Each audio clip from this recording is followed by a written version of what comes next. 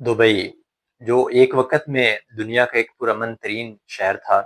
Dubai جس کی سیاحت پوری دنیا میں مشہور تھی، دبئی جس کی بلند و بالا عمارتیں جو ہیں وہ پوری دنیا کے لوگوں کو اپنی طرف اٹریکٹ کرتی تھیں، اب اس جنگ کے بعد وہ مکمل طور پہ تبدیل ہو جائے گا۔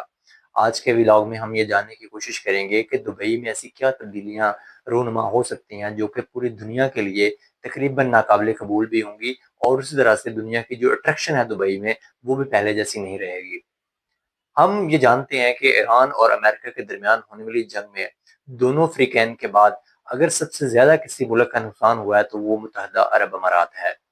اور متحدہ عرب امارات میں بھی اگر کسی شہر کا سب سے زیادہ نقصان ہوا ہے تو وہ دبئی ہے۔ ایک وقت تھا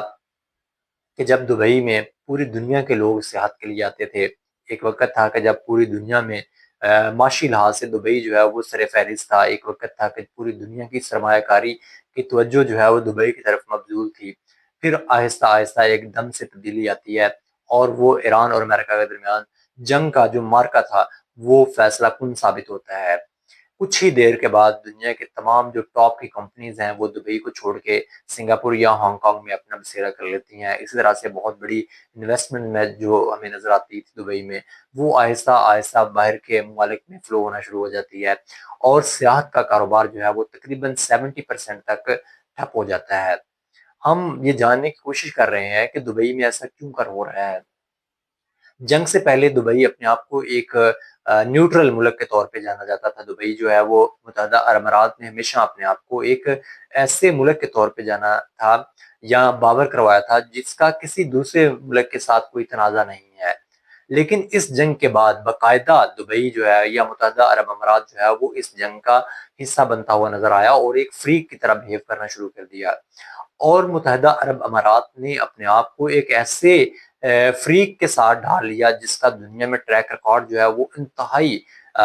انسانی، اور اس نے پوری دنیا میں اپنے لوگوں کا، اور خاص طور پہ غزہ اور فلسطین کے لوگوں کا اتنا ظلم اور اتنی زیادتی ان کے اوپر کی کہ اب جو اسرائیل ہے اس کو پوری دنیا جو ہے وہ ایک قصاب کے طور پہ جانتی ہے۔ اور اس جنگ میں ہم نے دیکھا کہ متحدہ عرب امارات نے اپنے تعلقات کو اسرائیل کے ساتھ اتنا مضبوط کر لیا کہ اب تمام جو درینہ اتحادی ہیں وہ آہستہ آہستہ دبئی ان کو چھوڑ رہا ہے، اور وہ صرف اور صرف اس کا جو جھکاؤ ہے وہ بھارت اور اسرائیل کی طرف جاتا جا رہا ہے۔ اب دبئی جو ہے وہ یا متحدہ عرب امارات جو ہے وہ دنیا میں ایک ایسے ملک کے ساتھ بیٹھ رہے ہیں جس کو دنیا جو ہے وہ نسل کشی کے طور پہ جانتی ہے، جس نے کہ فلسطینیوں کی اور انڈیا نے کشمیریوں کی نسل کشی کی ہوئی ہے۔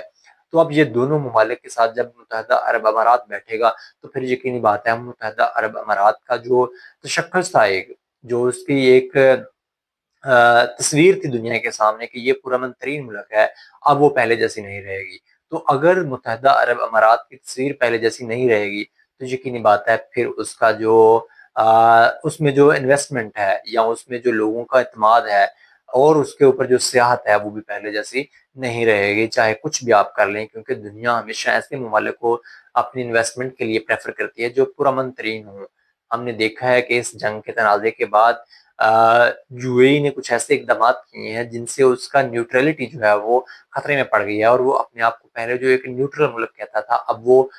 پرماننٹلی اپنے آپ کو نیوٹرل ملک جو ہے وہ نہیں کنسیڈر کرتا ہے۔ تو اس وجہ سے یہ ایک بہت بڑی چینج ہوگی یو اے ای کی